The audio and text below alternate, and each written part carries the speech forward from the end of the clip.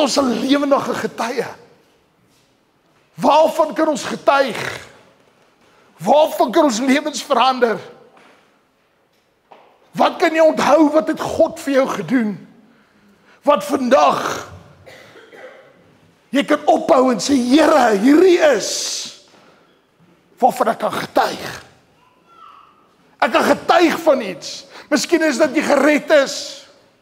Miskien is dit van iemand wat genees is. Miskien is daar iets van waarvan jy kan getuig, maar jy moet iets hê, want as jy iets in jou hand het nie, gaan die vyand verseker vir jou slaan dag in, dag uit.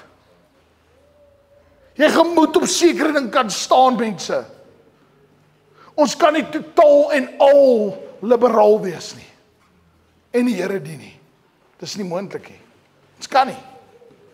Ons kan nie. Ons kan mense genade gee, maar ons kan nie totaal en al liberaal wees nie. Daar's baie dinge wat jy moet opstaan. Daar's 'n spreekwoord wat sê, if you don't stand for something, you will fall for everything. En dit is wat dit is baie keer in ons lewe. Waarvoor staan jy in jou lewe? Waar trek jy die lyn in die sand? Laat jy toe dat die Heilige Gees nog 'n wapen is vir jou.